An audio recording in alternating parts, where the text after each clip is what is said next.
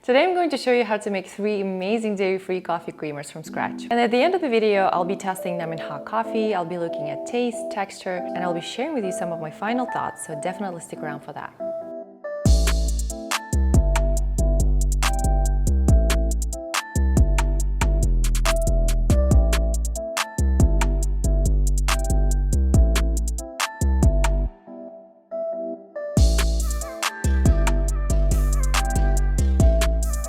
There's no denying that dairy tastes really good in coffee, but millions of people all around the world are switching to dairy alternatives now. And even though just short 10 years ago we only had soy milk that tasted mediocre at best, now we have shelves full of really great alternatives that actually taste really good.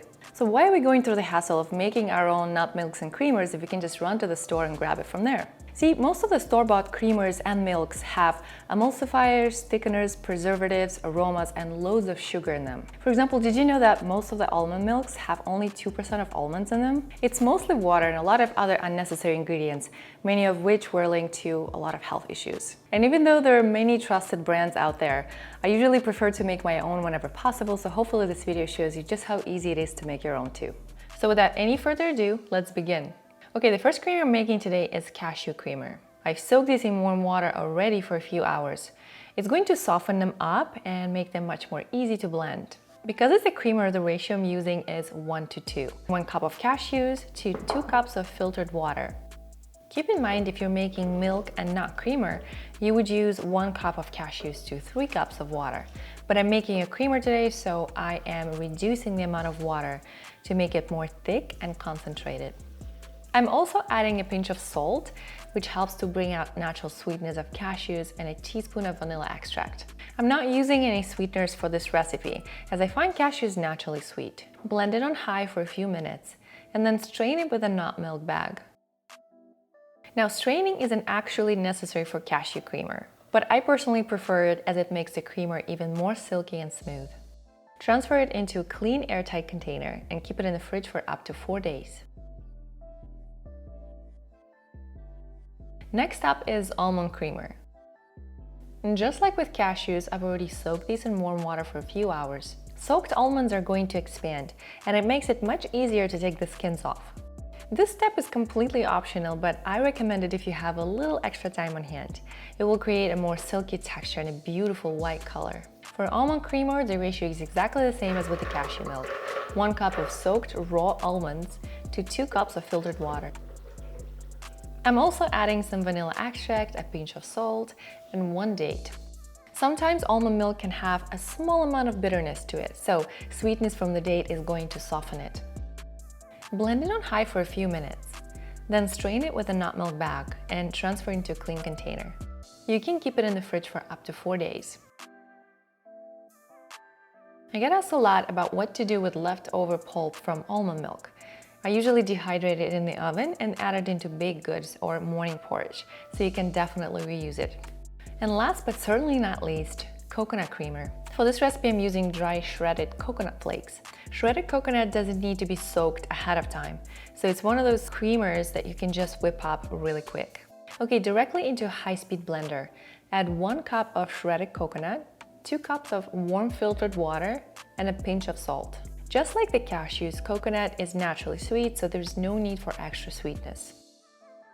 Blend it on high for a couple of minutes, strain it, and transfer into a container.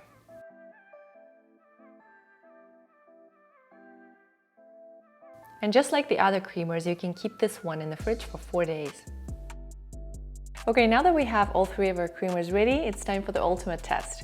We already know all of these taste really good on their own, but what do they taste like in coffee? What is the texture like? What is the color like? That's what we're gonna find out next. I want to preface this experiment by saying that sometimes alternative milks and creamers can curdle in coffee a little bit, and that has to do with either acidity of your coffee or temperature. Also, because these are homemade and we're not using any stabilizers or thickeners, they tend to be a little bit more on the fragile side than the ones that you would buy from the store. Usually, the stronger the coffee is, the more acidic it is, and the more probability that the alternative is going to curdle in your coffee.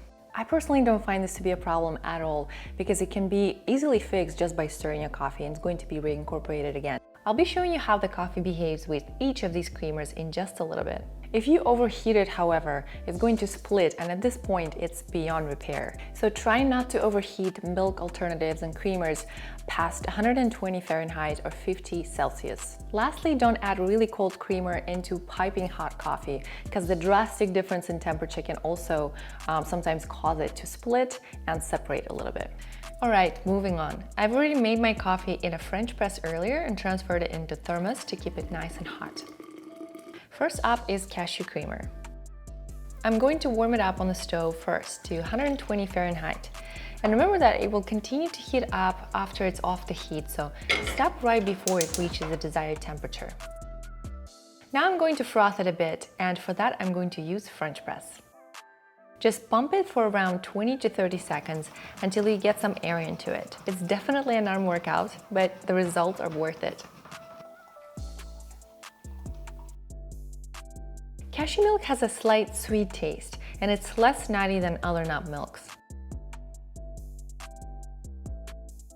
And this is what it looks like after it's been sitting for about 10 minutes.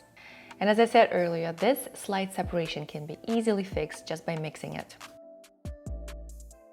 Next up is almond creamer. It's definitely one of the most popular creamers to use in coffee. I'm using the same steps I did for cashew creamer. I'm going to warm it up to 120 Fahrenheit and give it a froth with French press. It looks like it doesn't have as much stretch to it as the cashew creamer did. Almond milk has a slightly more nutty flavor to it, which I personally really like. It's very creamy and super delicious.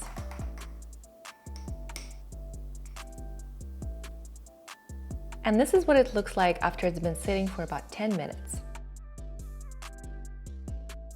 Okay, moving on to the last creamer, coconut. And I'm gonna follow the exact same steps from earlier.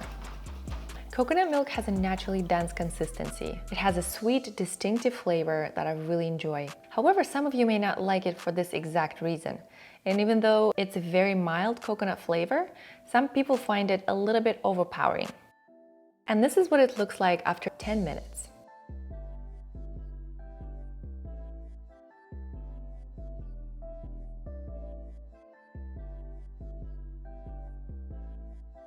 Okay, this one is the cashew creamer, this is almond, and this is coconut creamer. And obviously all three of them made it to this video because I really like them.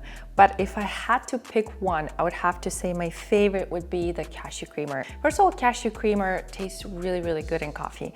It splits a little bit after about 5 minutes, and then when you reincorporate it back in, it pretty much doesn't separate that much afterwards. It is really creamy, it is really stretchy as well, and it has a really nice and satisfying mouthfeel. The bubbles tend to be a little bit on the larger side. It's easier to make because you don't really need to strain it. So as long as you have a really good high-speed blender, you're good to go. So cashew creamer is a winner for me for sure. The second place goes to coconut creamer.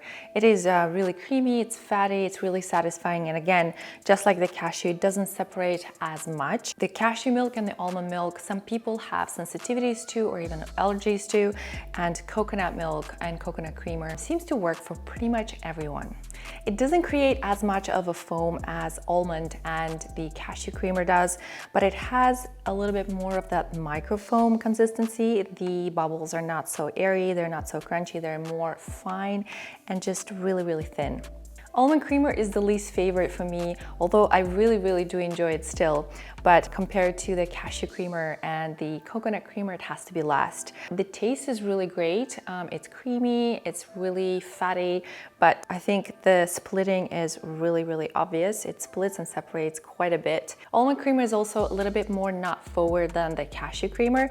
You definitely taste it quite a bit, whereas cashew is a little bit more neutral, making it a little better for people who are just switching from dairy. The last thing I want to say is you can always combine them. For example, I really like making a coconut almond creamer or coconut cashew creamer. So if maybe you find coconut a little bit more tropical than you would like, try mixing the two and seeing how you like it. I'd really love to hear from you guys. Let me know down in the comments below if you prefer making your own at home or if you prefer to get them from the store. If you enjoyed watching this video, consider subscribing to my channel for more in-depth videos just like this.